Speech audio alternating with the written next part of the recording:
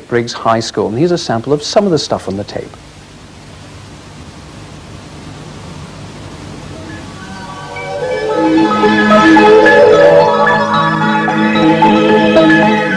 Our next article is in fact an interview with George Younger, the Secretary of State for Scotland. He was recently...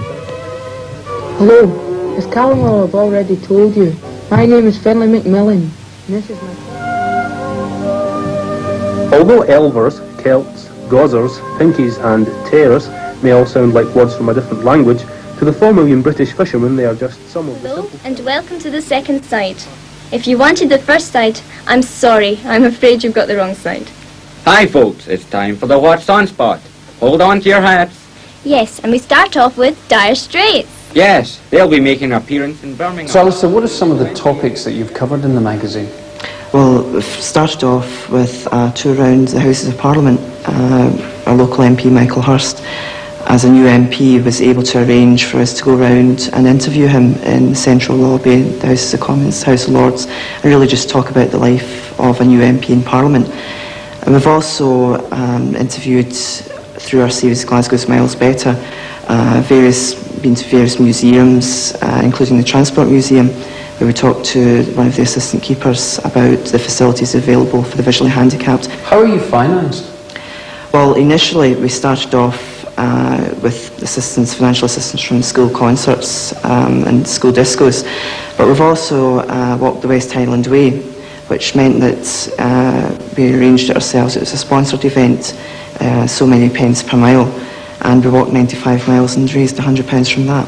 Well, I know that you think the time's ripe now for ringing a few changes on the magazine. What sort of changes have you got in mind? At the moment, we are a totally voluntary organisation, only producing one magazine. Hopefully, however, in the next few months, we'll be able to provide a full-time service that will provide the only recording service for youth visually handicapped in Britain, where we'll put onto cassette tape, as well as Q and Review, other magazines and newspapers that are present on sale, and at present we're arranging the copyright for these. Well, at the end of the day, you need a studio to record the magazine in. What sort of studio facilities do you have? Well, when we initially started, we felt that we could get away with recording in the classroom, but the acoustics in the classroom aren't up to the quality that we require, being a national magazine. And for that reason, we persuaded the director and deputy directors of the school to allow us the use of a store cupboard on the second floor of the building.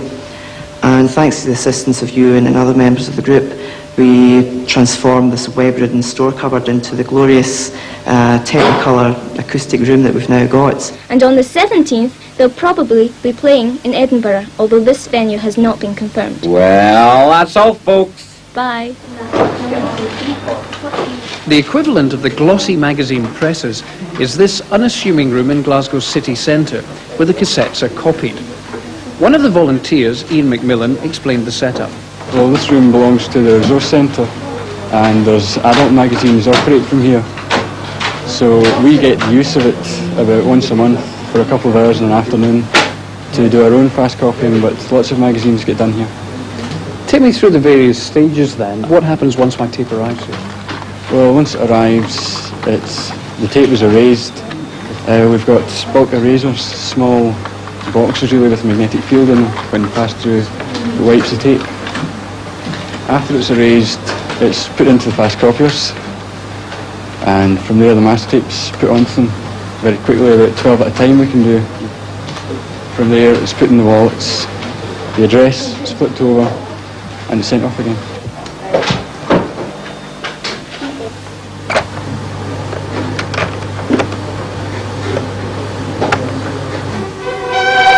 And now, the star spot of our tape, the one you've all been waiting for. After months of expectation, Q and Review are proud to present the Mrs. Thatcher interview. I didn't realise fully until I had an eye operation. The staff of the Q and Review magazine rely heavily on feedback from their listeners. The views of subscribers like Alan MacDonald, a 19-year-old who's been blind from birth, help the magazine to stay abreast of their listeners' needs. It should be emphasised that anyone can be involved in IYY. It is up to us to make it a success. Alan, I wonder if I could just That's it, interrupt you just for a moment. You seemed quite engrossed there on the tape. Why do you like it so much? Because it's the only magazine that I know of that is run by young people for young people. So young ideas are coming across. Far more so than in the adult version of the tape, which you also get? Yes. And what about politics? I know you're very interested in them. Would you like to see more politics on the magazine? I think politics is something that should be on the magazine because politics affects young people as much as it affects everyone else.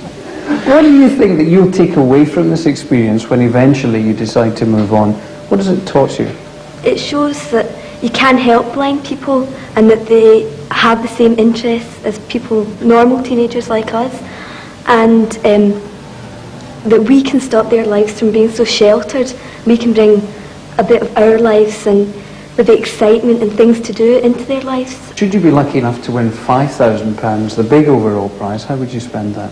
The £5,000 first prize, if we should get that, will have to be spent on recording equipment for the new service, full-time service we hope to provide, and with fast copiers, which we need a number of, costing £2,500 each. We need as much money as we can get our hands on, so your money would be of use. In the wall bangers. Who? Are we in the wall bangers? Who? Are we in the wall bangers? Yes, that's right. They'll be appearing at the Wimbledon Theatre in London on the 16th of April, and we don't know the price of the tickets, so... You'll have to find out yourself. Youth Caring Award finalists from Glasgow there, and I must say I've been very impressed by all the films that we've been looking at over the last few weeks. It's going to be very difficult to choose between them, but you can see the finals on the 2nd of May when the awards will be presented by Her Royal Highness the Princess Anne. Come on. The Pebble Mill complex is lunchtime. That's because this is a very special programme. We are privileged to welcome Her Royal Highness the Princess Anne, who has come to present the trophy to the winner of our Youth Caring Award, plus a cheque for £5,000.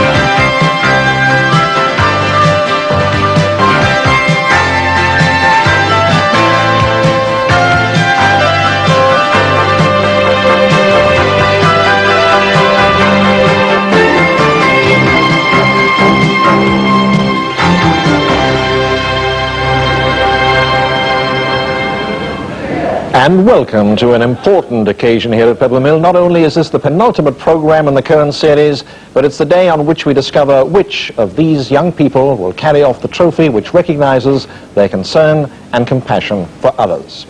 The Youth Caring Award, in association with Dettol, has a special significance this year because it is, of course, International Youth Year. Her Royal Highness the Princess Anne, who has a great personal interest in the aims and aspirations of youth, presented the award last year, and we were delighted when she agreed once again to grace this occasion. Her Royal Highness is, of course, an old hand at the television game. She recently had the nation right behind her when they saw her locked in mortal combat, electronically speaking, of course, with one of our Irish colleagues. It was a formidable performance. But what many people may not know is that she also officially opened the Pebble Mill complex way back on the 10th of November 1971. So we are especially delighted and deeply honoured that you have agreed to join us today.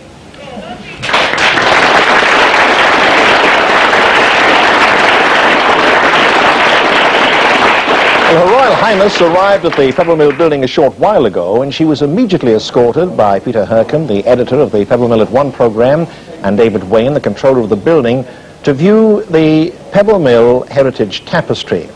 Now, this is a tapestry which was woven in squares by viewers all over the country and eventually put together into one work which went on tour all over the British Isles.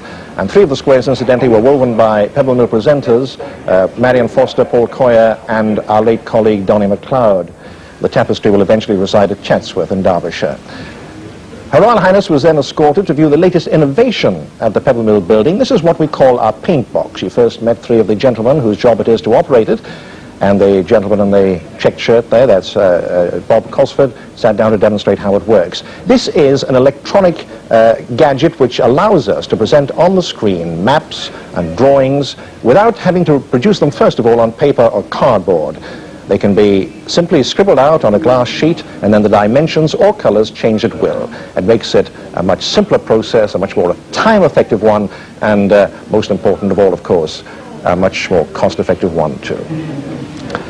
Well, that was the scene just a few minutes ago. Now we're back in the Pebble Mill lobby, and to continue the Youth Caring Awards, let me hand you over to Paul, Peter and Sarah. Well, we had a great time this year. It's nice to be joined by Peter Powell and Sarah Green. They came with me to make the reports this year with the finalists. Sarah, did you enjoy it this year as much as last year? Yes, I did. I certainly did. But the one problem is it is so difficult not to be impartial. Not to be impartial? Not to be impartial, yes. You mean not to be partial? No, I mean, it's well, same thing, you know, two negatives make a positive. Strange lady, strange lady. Actually, I know what she means. I find it very difficult to be impartial. I want my two to win. Sarah wants her two to win. Peter? We all did two reports, and I certainly like my two to win as well. Last year I was a judge. This year I was doing the reporting behind the scenes. So in that respect, I got a very good inside idea of what the whole concept's about. Well, there's a new judge that's joined the panel this year, and it's our very own Josephine. Yes, indeed, and it was a great privilege to be asked, and I found it, as did all the other judges, a very, very difficult job indeed. But there's more than that on our show today, isn't there, Marion? Yes, that's right. Along with all our Youth Caring finalists, the programme is also packed with talented young entertainers to appeal to all generations. The 14-year-old was hailed as the voice of the decade, Alan Jones. Liverpool poet Craig Charles. The brilliant young impressionist and entertainer, Gary Wilmot. And we start with a musical first, a preview of a new single which comes out later this month and is destined for the charts. Nick Hayward and Laura.